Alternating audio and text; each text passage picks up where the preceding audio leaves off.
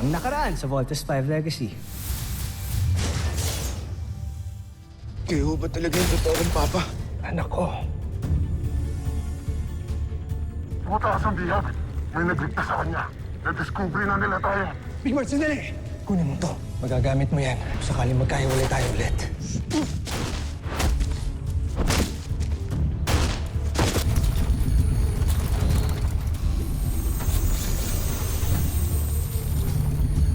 Nakita ko na po si Papa. Ito po, binigay sa akin ni Papa to bago siya mabawi ng mga kalaban. Kami nang bahala mag-decode nito. Ang homesack na Rodka at si Dr. Ned Armstrong ay iisa. Kaya pala malakas ang depensa ng Terra Air 2. Laking gulat na lang siguro ni Prinsipe Santos pag nalaman niya na may mga kapatid pa siyang iba. Wag! Ilihim mo ito sa kanya, Joel. At itago mo rin sa kanya na buhay pa ang kanyang ama. Danger Missiles! Buti naman, bumalik ka! Ano pa hinihintay natin? Let's vote!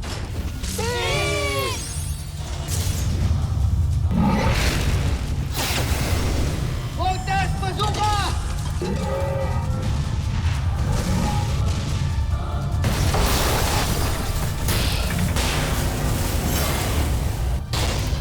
Laser Sword!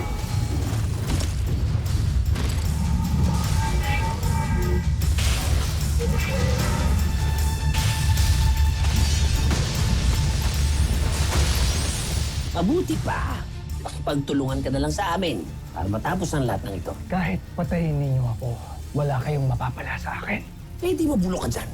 Good news, team. I have deciphered the code that your father gave us. At sa log entry number na yan, may frequency number ng pulse wave na embedded sa katawan ni Dr. Armstrong.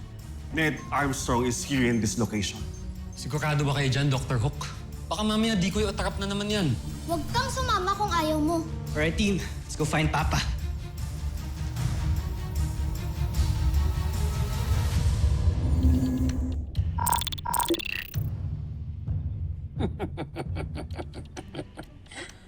Talagang walang alam sa paggawa ng armas ang ibang General ni Santos.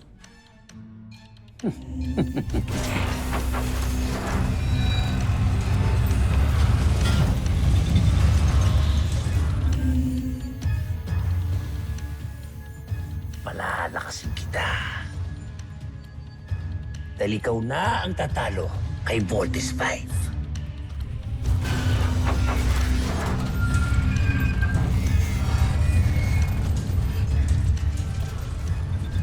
Soldier, taglay mo ngayon ang pambihirang katangian ng amoeba.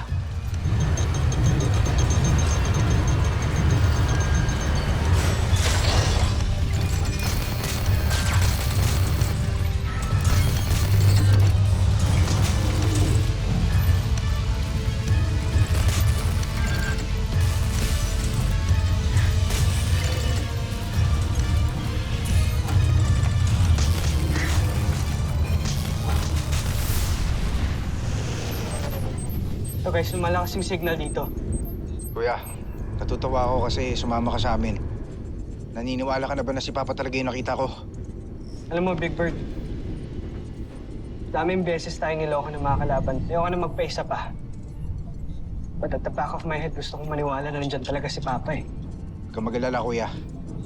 Pag nakita mo siya, mawawala lahat ng doubts mo. Sana nga, siya talaga si Papa. Let's just hope for the best, guys. Kaya susubukan ko na ngayon ang iyong lakas.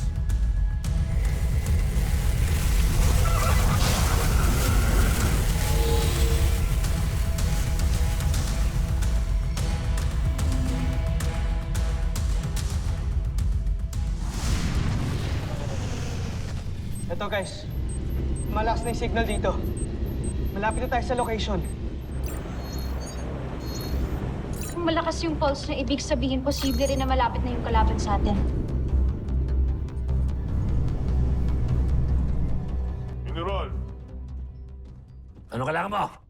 namataan namin ang 4 na Voltes 5 na malapit sa ating pinagtataguan. At may nadiskubre tayong kaming sinyales na tila hinahanap nila.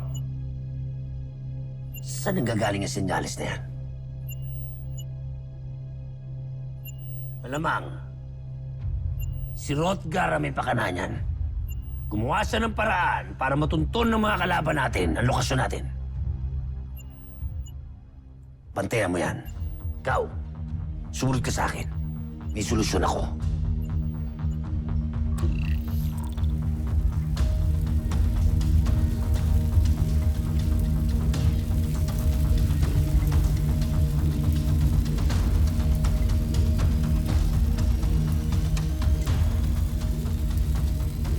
Lakasan niyo pa ang enerhiya ng aparato.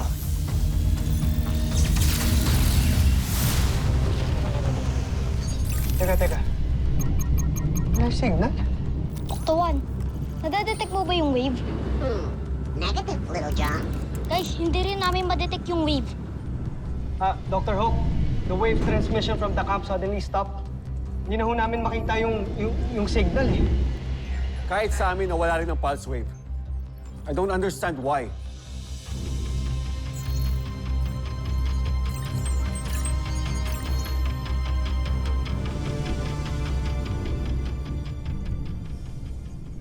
Yan.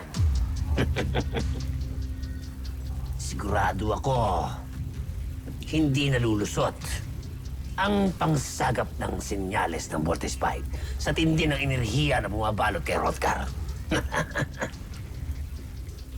Ewan ko lang, kung matuntun pa nila to,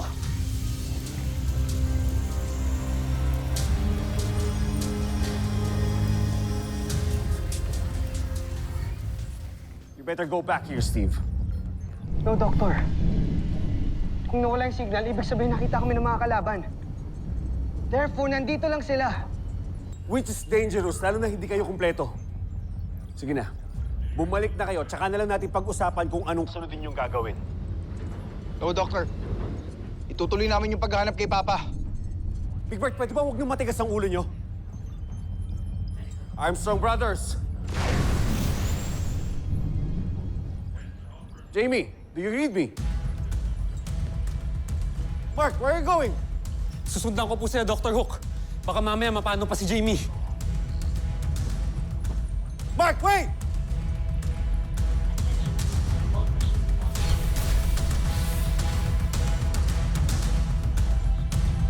Oh, ano tinitingin niyo? Go back to work!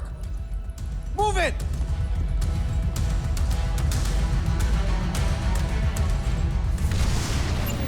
General, hindi pa rin umalis ang kalaban natin. Sa halip, patuloy pa rin nilang pinaghahanap ang lokasyon natin.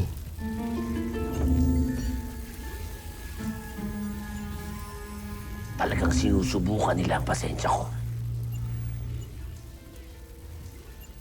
Kaya ilabas nyo na ang aking Beast Fighter.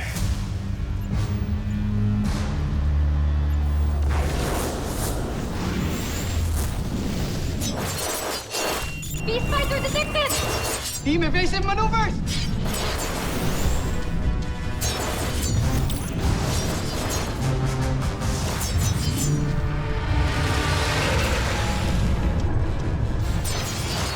Mukhang yan yung kalaban natin earlier. Mas lumaki siya.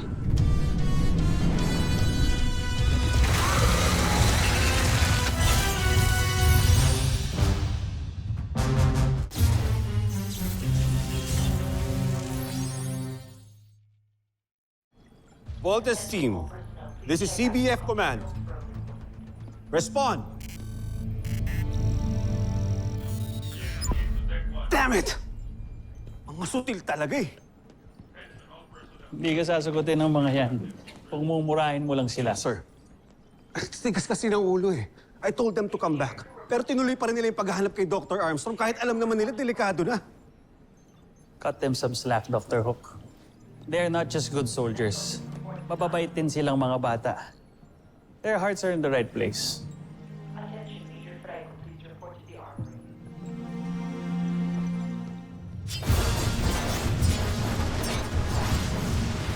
Lakas! Kung pwede lang sana tayo mag-vault in. Area bomb!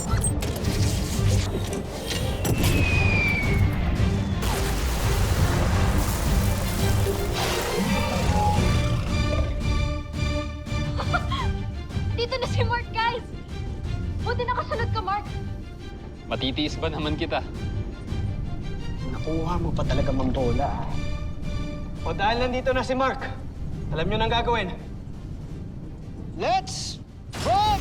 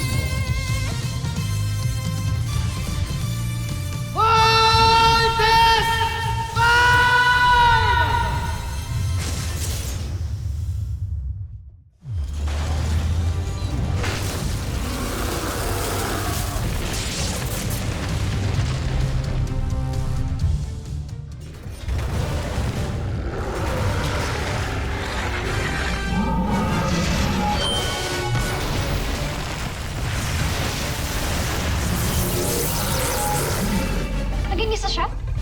Lo, para siyang naging tikbalang ah. Flying spikes! Incoming!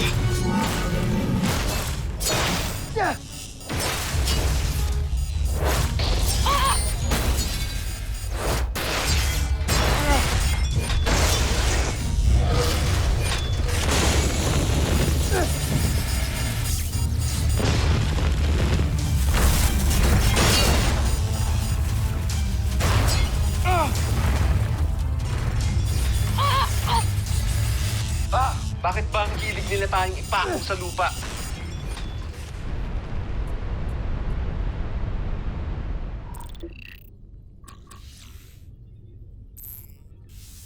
Jomfre, May mahalaga daw kayong iuulat sa akin. kagulat-gulat, Jomfre. Kasalukuyan na sa sagap ng ating radar ngayon si Soldier, ang ating beast fighter. Lumalaban ito ngayon. Ano? Hindi ba't nawasak na ito ni Voltes 5? Paano nangyari nakikipaglaban ito ngayon? Iyon din ang pinagtataka namin, Jomfre. Panoorin niyo.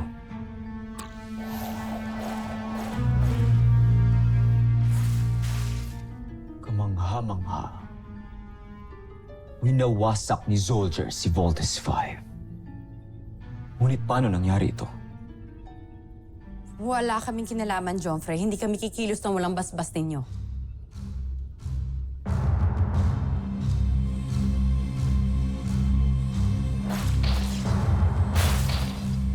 Si Zhu. Siya ang maaaring may gawa nito. Dalhin niyo sa akin si Zul kapag nakita niyo siya. Nagdududa na ako sa isang yun. Masusunod, Jomfre.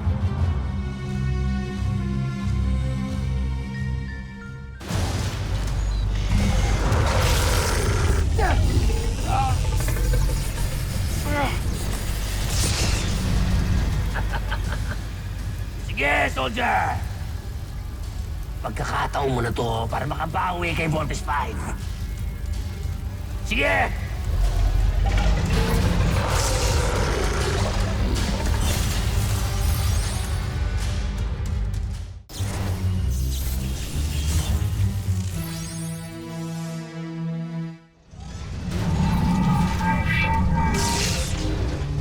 Kapin down tayo!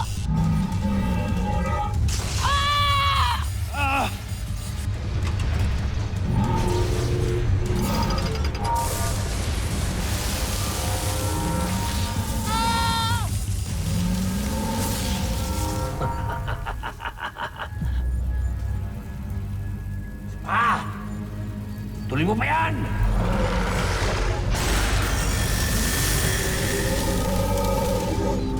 Mark, okay ka lang? Huwag niyo na ako isipin, Steve. Basta pilitin yung mga tayo.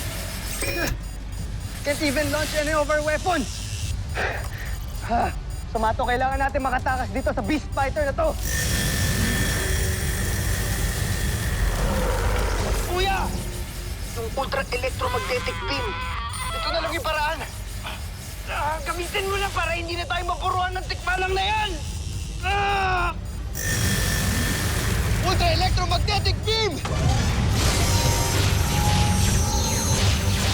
You have to break free! Little John, divert all power to arms. We need to break free.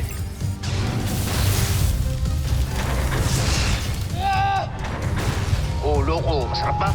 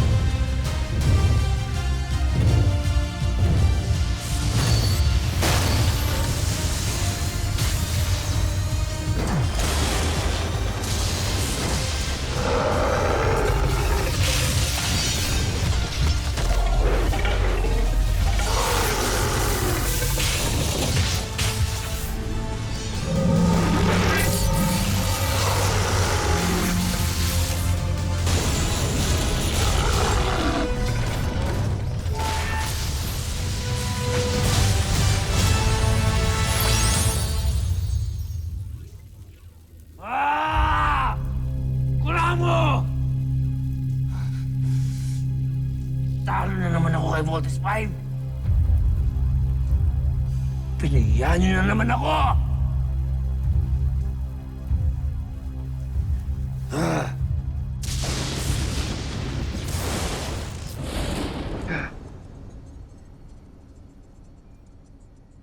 Sa wakas, natalo na din natin yung Beast Fighter.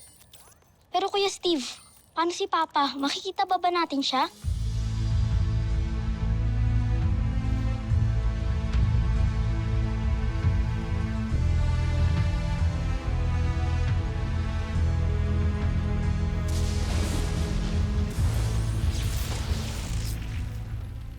General Zul, may impormasyon kaming nakalap. Naghahanap ka na ng mga kawal ni Prinsipe Zardos.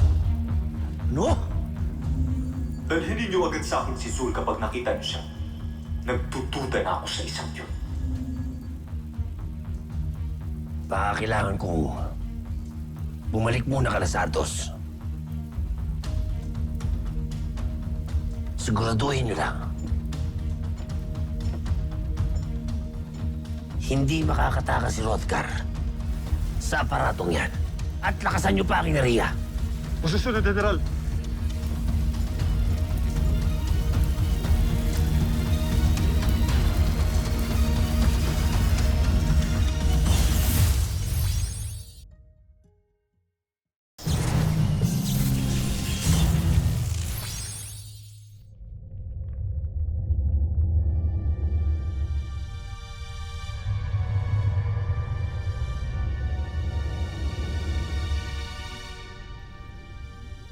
Mahal na prinsipe, kakadako lang ni Zul. Ano nangyari? Ano nangyari? Ano nangyari?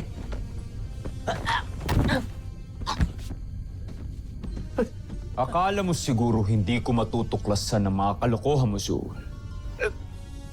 Hayaan niyo po kung magpaliwanag. Hindi ko kailangan ng paliwanag! Sumaba ka sa laban ng walang pahintulot ko. Sino ka ba sa inaakala mo, ha? Kaya pala nawala ka? Nagsarili ka na? Pero talunan ka pa rin. Nang dahil sa pagmamagaling mo, Mapapahiya na naman ako sa ating emperador! Patawarin niyo ako, Jompre. Hindi na po mauulit. Hindi sapat ang pagmamakaawa mo. Dapat sa'yo magtanda. Draco, alam mo ang gagawin sa nagmamagaling na ito. Pero, igapos to. Prinsipe. Mahal kong Prinsipe. Maawa mo kayo sa akin. Maawa kayo sa akin. Maawa kayo sa akin.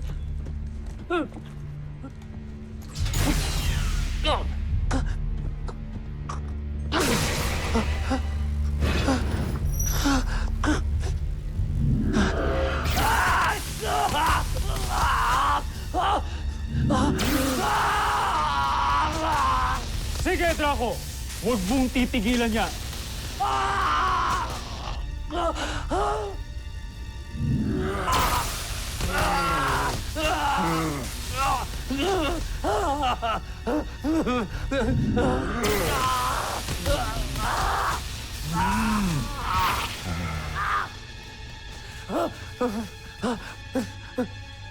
Mahal na Prinsipe. Hayaan niyo po ako magpaliwanag. Nagawa ko lang yun. Dahil gusto ko kayo isalba sa emperador.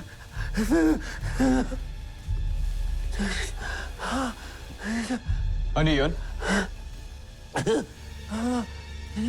Nakita ko kasi kung paano kayo alipustahin ng mahal na emperador nung huli kayo nag-usap. Siya na mismo nagsabi na papalitan niya kayo kapag pumalpak pa kayo. Ayokong mangyari sa inyo yun. Ayokong napapahiya kayo. Kaya nilagay ko sa aking mga kamay ang desisyon na labanan si Voltes 5. Inaakala ko mananalo ko nang para sa'yo. Nang may taguyod kong pangalan mo, Prinsipe. Dahil ikaw lang ang nakakita ng aking kakayahan.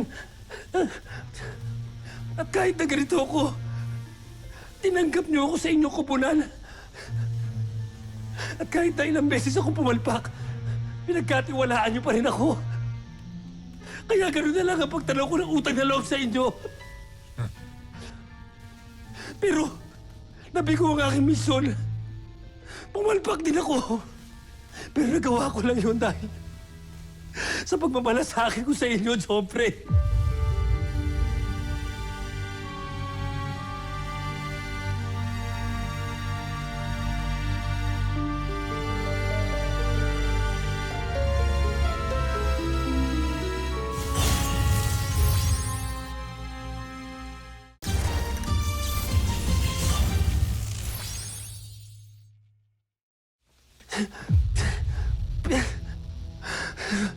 Pwede ba? Huwag mo nang bilugin pa ang ulo ng ating prinsipe para lang makaiwas ka sa parusa mo. Kung sa tingin nyo, wala na ako sa isay. Tatanggapin ko na ito na ang katapusan ko. Sige, General Draco. Palakulin mo na ang ulo ko. Tapusin mo na ako. Ikagagalak ko, Zul. Wag! Sandali! Sandali! Mahal na Prinsipe! Mahimik ka! Jompre! Sandali, Draco! Ilapit mo siya sa akin.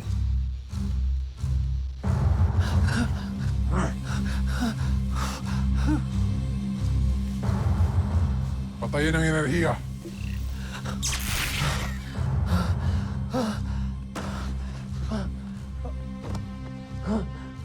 Tawarin ko. Prinsipe. Sa susunod na magmagaling ka pa,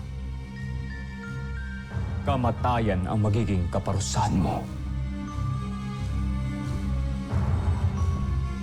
Maraming salamat, Jompre.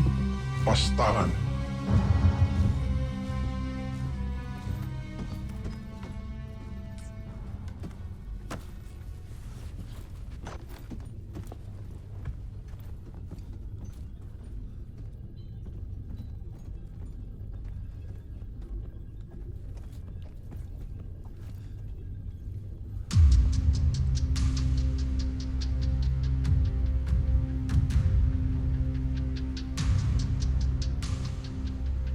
Hindi ko makakalimutan ang ginawa niyo sa akin. Hindi ko kayo mapapatawad. May isa pa akong alas.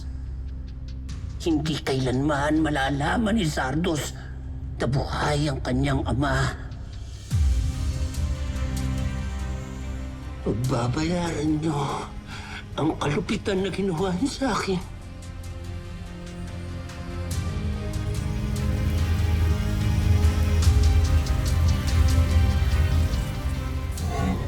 Susunod sa Voltes 5 Legacy. Joffrey, kung ako tatanungin niyo, karapat-dapat lang talagang palitan si Santos. Dahil aminin natin, hindi naman niya talaga kayang sakupin ang Terra Air 2. Alam ko! Kaya sa mga sandaling ito ay naglalakbay na ang aking emisaryo patungong Terra Air 2 para ituwid ang mga pagkakamali ni Zardos. Red alert! Battle stations! Magaling. Napasok na ni Sul ang kanilang kampo. Sana lang talaga ay maniwala ang Voltes 5 na isa siyang kakampi. Dahil kung hindi niya magawa ang aking pinapagawa, buhay niya ang magiging kapayo.